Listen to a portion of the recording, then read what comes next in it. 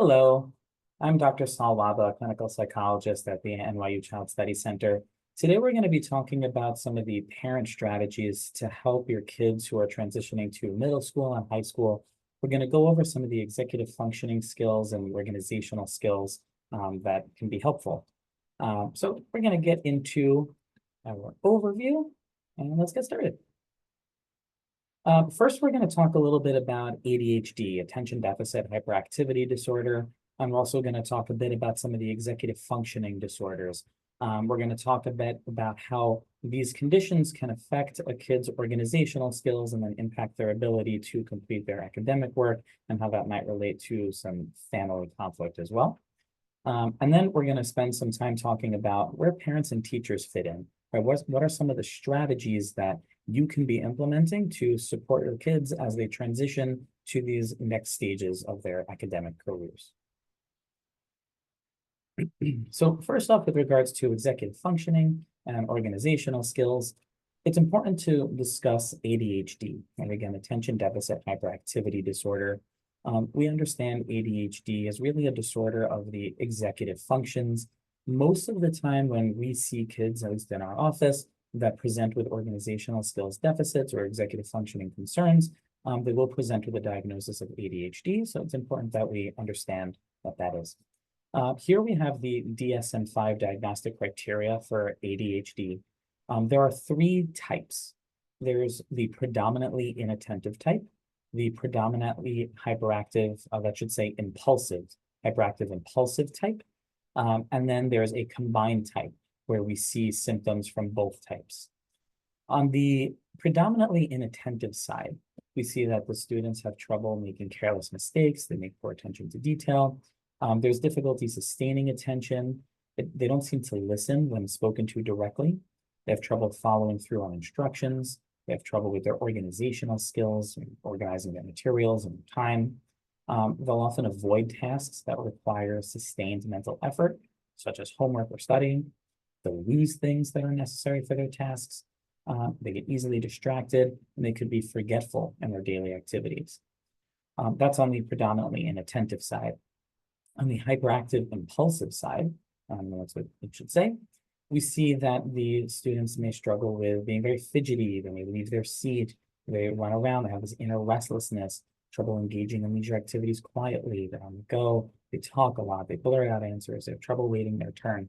And again, the combined type, we see symptoms from both. For the most part, if we are focusing primarily on organizational skills, we see more of the predominantly inattentive concerns. Again, we look at poor organization, poor time management, poor materials management, poor forgetfulness, distractible. Those are more the symptoms that we'll typically see. And we think about other challenges that are related to ADHD. Here we see the executive functioning concerns. Executive functions, we can consider them as our goal-directed behaviors, right? It's the part of the brain that really focuses on, again, these goal-directed behaviors. It's the part that focuses on having us pay attention and sustain our attention to a particular topic. It helps us make plans and sequence information, such as if I'm working on an essay, what should I write first, second, third? Also making an outline, how can I make a plan? Executive functions relate to our ability to inhibit impulses.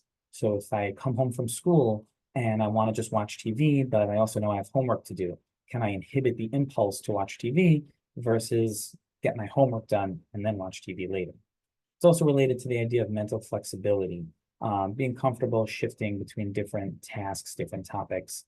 And so we can see that the executive functions, if we have some difficulties with our executive functions, can impact our ability to get our work done, get our homework done, and also sustain focus and pay really good attention in class. And so what we see is that kids with ADHD and executive dysfunction, they often struggle with their organizational skills. We'll see that these kids do struggle to plan and complete their assignments. They struggle to keep track of all of their materials. We see that they have difficulty remembering what their homework actually is. Their short-term homework, meaning the homework that's due tomorrow, as well as long-term assignments. So anything that's due in a few days, or the test next week, or the science fair project that's due in a month and a half. So difficulty keeping track of all sorts of assignments. We'll also see that the kids have trouble creating schedule, meaning they'll come home from school and we'd want them to consider what homework should they get done first, second, third? Should they consider any of the long-term work? What extracurricular activities do they need to be planning for? So we'll see that kids who struggle with ADHD and executive dysfunction struggle in creating these schedules, and also difficulties with keeping track of time, where we'll see lots and lots of kids who will say, this assignment will take only 5 minutes, it takes a lot longer. Or we'll see kids say, oh, I'm just finishing up this game on my Nintendo Switch. I'll start my homework in 10 minutes. And then before we know it, it's an hour later and they still have not gotten their homework done. So trouble keeping track of time becomes an issue. We see that these difficulties get in the way of academic performance. We can see, again, most obviously in the classroom, right? If the kids are having trouble remembering information or taking notes, writing things down, or they may lose their materials, so it can impact them in the classroom. But then also at home, same thing with regards to homework, right? If they don't have a good homework routine or a space to do their work, so it affects their completeness of that work. But it also seems to be related to parent-child conflict, where we'll see that oftentimes the kids and their parents will get into lots and lots of arguments around homework. Why didn't you start your homework yet? You're focusing too much on your video games. Or the kids will say things like, you don't let me have any fun. I want to be a kid. I want to hang out with my friends. And so oftentimes lots and lots of arguments will come up with regards to these organizational skills difficulties. On the kid side, oftentimes we'll see that kids may say things like this.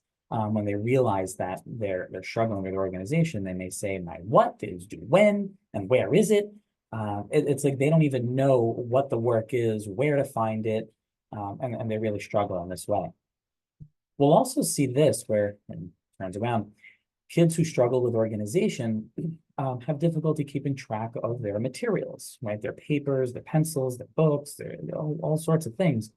And so we'll see sometimes kids may say, I'll just keep everything in my bag, right? Instead of storing materials away in my locker, or I have a particular drawer at home where I can keep materials, I'll just keep everything shoved in my bag.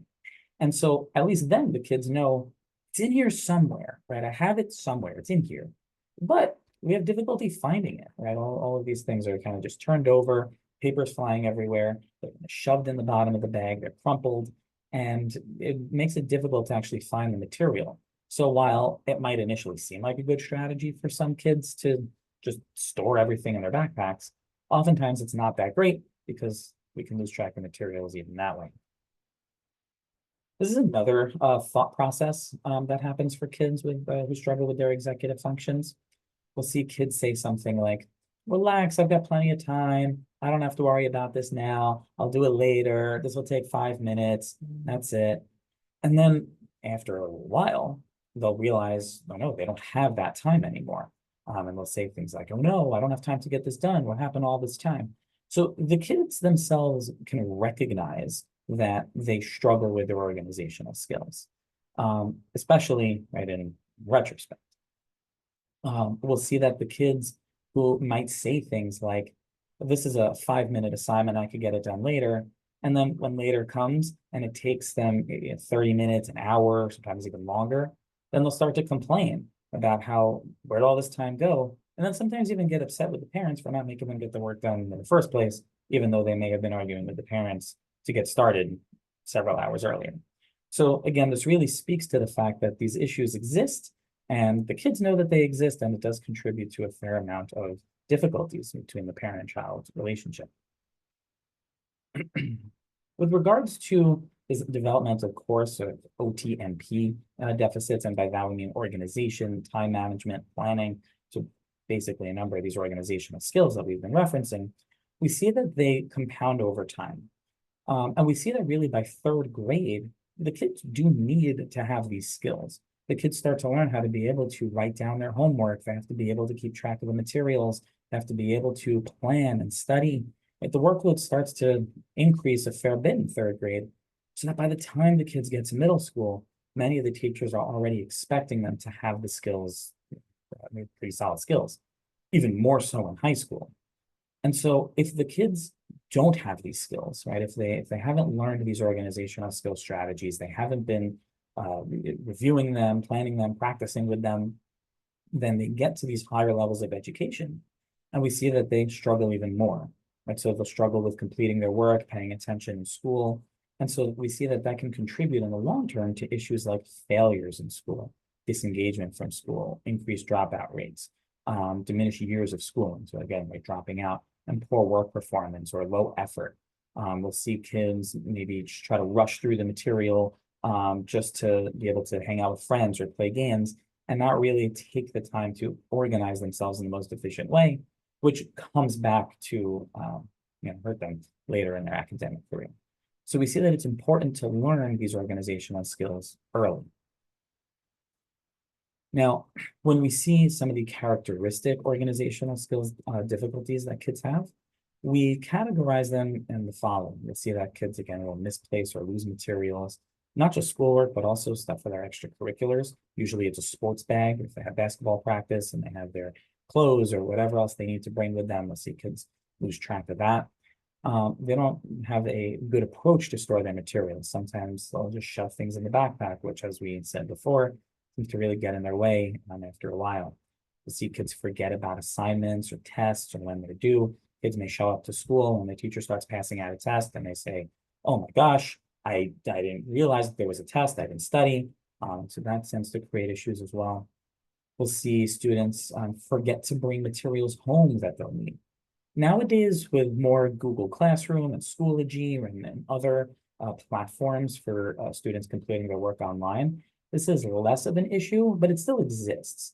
Sometimes there's a particular notebook or workbook that students need to bring home that they'll forget about. We'll often see kids saying, I don't have to write down anything. I don't have to write my homework. I don't have to bring home anything because the teacher will just post it on Google Classroom. And in reality, that doesn't always happen. Right? Teachers might forget to post. There might be some material that the students needed. And so this issue of forgetting materials does still exist. Time management issues, of course, still exist as well, where we'll see that the students do have difficulty in creating plans and thinking through what order should I complete my work. If I have extracurriculars, is there time for me to get some work done now and finish the rest later? How can I organize my afternoon or my evening? Oftentimes, students may not take into account these extracurriculars or other chores or other routines that they may have to complete. And so, again, these are a number of difficulties that come up. When we think about organizational skills treatment, right, or again, helping the students learn specific skills, we focus on a number of key areas, where one is to provide education about ADHD, executive dysfunction, which that's basically what this webinar is, but then also discussing with the parents and teachers some of the strategies to help the kids engage more effectively in their work and be more organized. And so that's what we're going to be talking about over the next several minutes. There are also a number of skills that are helpful for students to learn. We're not going to have time today to fully cover all of these skills, so I'll just be referencing that we generally tend to cover skills related to tracking assignments, so having kids write down their homework or have a good system to keep track of all of their work in one single spot, as opposed to some things written down, some things in Google, some things on Post-it. So to have a good unified system becomes important. There's also strategies related to keeping track of materials. Oftentimes we'll utilize checklists where the student has to check and see, hey, what materials do I need today? With generally in middle school and high school, the class schedules end up shifting from being with one teacher all day to having schedules like today's an A day or a B day or a C day, and your schedule can change. It might be useful to have a list of the materials that are needed on each of these days that the student checks before going to school, ensure they have everything that they need, as well as some sort of backpack checklist or a list that's attached to the backpack that indicates to them what is needed to bring home. So again, using checklists to keep track of materials becomes really helpful. We also think about strategies related to managing time. And so this leads to discussions on how the students can, when they get home, think about what is all my work I have to do today? How long will each assignment take? What time should I get started? So working with your kids to create a plan each day is going to be helpful. There's also specific strategies related to task planning, which is breaking down the long-term assignments into small pieces. And we say that that's an important thing to be able to do as well, especially when the assignments are first assigned. so that the students can start thinking, okay, how can I work on this without getting overwhelmed? So that would be something to discuss with your kids as well. Oftentimes when starting these conversations with the kids to help them understand that they may struggle with their organizational skills and may need to work with you a bit more closely to fix the issues, we think about a glitches analogy.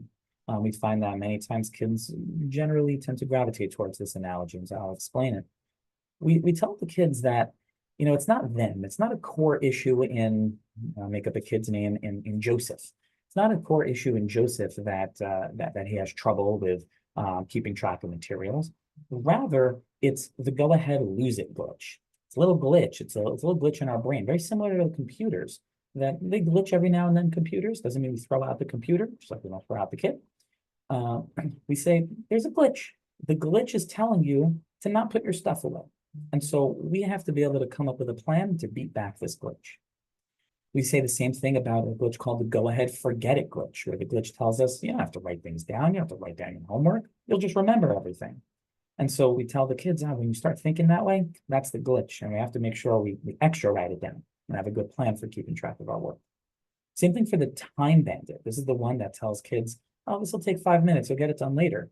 Or this is going to take you 2 hours. You don't have time for this. It's way too difficult. Just we'll save this for later when we're feeling ready for it. And that's the time bandit telling us not to get our work done. And really, we should be making schedules and thinking about how long it takes us to complete assignments really, and making schedules and plans. The go ahead, don't plan glitch says that science fair is 2 months away. Don't even think about it right now. And that's the go ahead, don't plan glitch, right? So we have to be able to recognize when we're having these glitches to then make a plan to go against it. And so if you see that your kids are starting to have thoughts like that, it could be a good idea to say, that's the glitch. We gotta work together to come up with a plan to beat it back. So that's now, what are some more specific strategies that parents and teachers can do to help support the kids? So I'll briefly go over a number of these ideas, and then we'll talk about them in more detail. First thing, there has to be an established expectation for communication. I also want to review some particular parent strategies in this ABC model for how to prompt, monitor, and then praise and reinforce the kids for getting their work done and engaging in different organizational skills. A part of that reward is considering what daily and weekly rewards or privileges they could earn for following through on their skills. And then some more specific actions, how the parents can adopt a positive attitude and assist the kids in creating tools and routines to manage their own organizational skills difficulties. In the realm of establishing expectations, we say that it's really important for the kids to be able to come to the parents with any issues. If they're struggling with remembering their work, if they're struggling in school, if they're struggling socially, we want the kids to feel that their parents are good people to come to. And so at this now beginning of the school year, it could be really good to sit down with the kids and just discuss that and say, hey, I want you to be able to come to me. I want to help you. I want to support you, but also discuss some of the parameters. Say something like, I'm available to help you before the issue starts, right? So if after you tell me you came home and there was a test and you didn't know about it and there were all these issues, I can't really help you at that point, right? There was the issue with the school, right? That's not anything I can help with. But if you say there's a test next week, can you help me study, break it down? Sure, I'm available, right? So figuring out how you want to discuss school related or social related or any issues with the kids becomes important. As part of these discussions, it's helpful to discuss your homework expectations and to make a really clear plan with the kids, a clear plan with regards to when they should do their homework, where they should do it. Are they allowed to do it with friends or do they have to do it by themselves? What can they do during homework breaks, right? If they can take a break, what are they allowed to use? So discussing the homework rules and actually writing it down becomes very, very, very important. So the kids know exactly what to expect. Now, when we think about, I'll open this here. When we think about some more specific strategies for how parents can get involved in helping the kids, we think about something called the ABC model of behavior change, where if we want the kids to be more organized, if we want the kids to be able to write their homework down, create plans, study more effectively, all of that, we don't just look at the behavior, but we want to set them up for success with certain antecedent interventions. Basically, how can we set up the environment in such a way that the kids are likely to do what we're asking? And then on the consequence side, how are we rewarding or reinforcing the kids for meeting their goals and doing what they're supposed to? So we want to be thinking about those two ideas, and the antecedents and the consequences. I'll reframe these as action items so that you know more specifically what to do. And that relates to this idea of prompting, monitoring, and praising. So when we prompt, we're telling the kids very specifically what to do. We're telling them that it's time for their homework, so they should please take out their homework materials. We're telling them to get started with their work. Some of the most effective antecedent interventions are one, just prompting your kid to do what it is they're supposed to do very directly. And two, having that set of expectations and communication from the beginning. So we have to be able to prompt effectively. We also have to be able to monitor that the kids are actually doing their work. This doesn't necessarily mean you have to sit and watch them do their work the entire time. Maybe pop your head in every couple of minutes and see are they on task. And then as a consequence, not meaning punishment, but more as like their praise or reward. When we see that the kids are doing the right thing, oftentimes we say, I don't want to rock the boat, I don't want to say anything. So rather than get into that line of thinking, we should get involved in praising and rewarding the kids for doing what they're supposed to. Here are some specific ideas for how to prompt. So we tell them very specifically what to do, right? Using positive language, like please write down your homework. It's also important to give one prompt at a time and not really ask questions, right? We're not asking, we're telling. We're not saying, can you start your homework? We're saying, please start your homework. So even just that shift becomes important in prompting.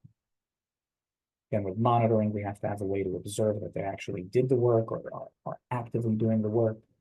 And then with praise, as we see that they're doing what they're supposed to, we provide this specific praise, a specific label of nice job writing your homework down, or nice job getting started with your math, or I really like how you finished your reading homework in a timely fashion.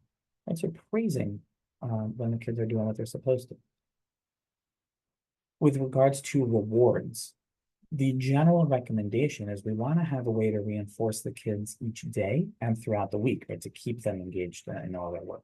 So we might say things like the daily privileges that might have to wait until homework is completed, where let's say TV, video games, or hanging out with friends, right, has to wait until work is done. So that could be like a daily reward, but then also weekly rewards. Maybe there's a specific reward, like a trip to the ice cream store, or the kid gets to pick what's for dinner on a given night of the week if they completed all of their homework on time.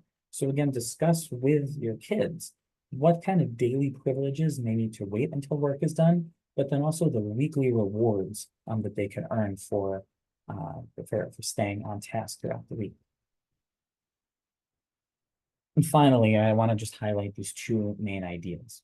We say that parents and teachers should be adopting a positive attitude. And I have another slide that highlights each of these points in a little more detail.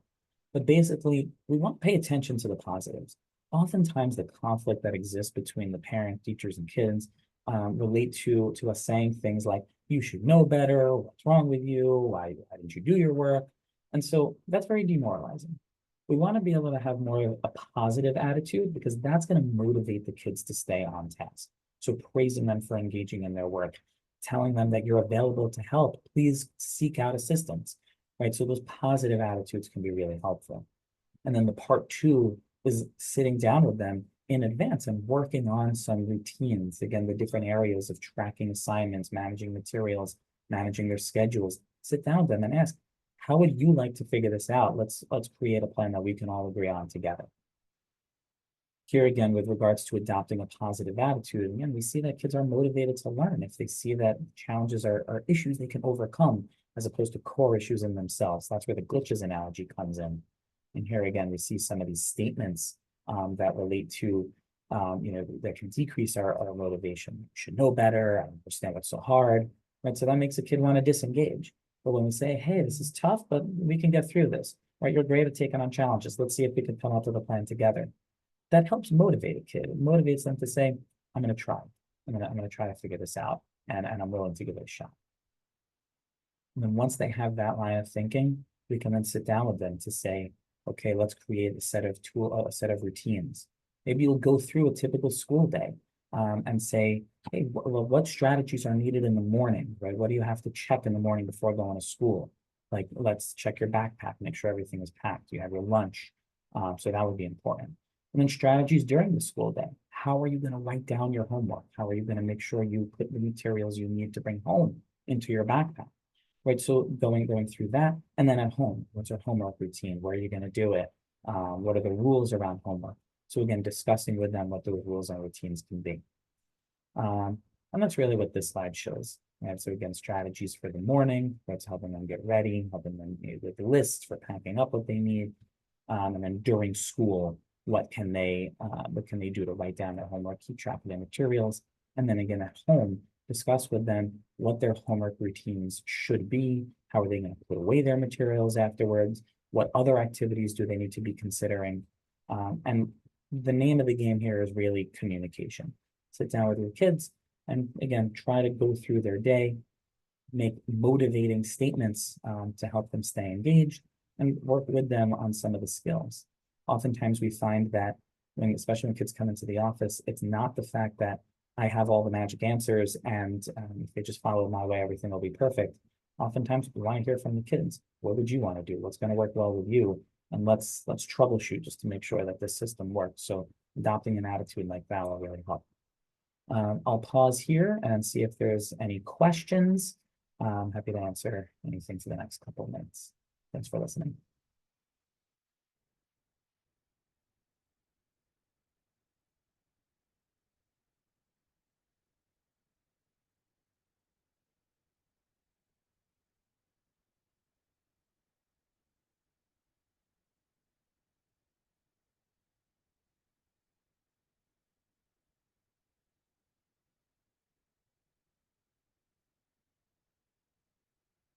All right, so looks like there's no questions for today, which is fine. So on behalf of the Department of Child and Adolescent Psychiatry, I want to thank you for joining us today.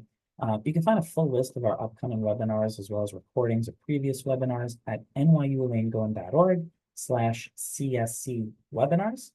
Thanks again for listening. Have a good day. Bye.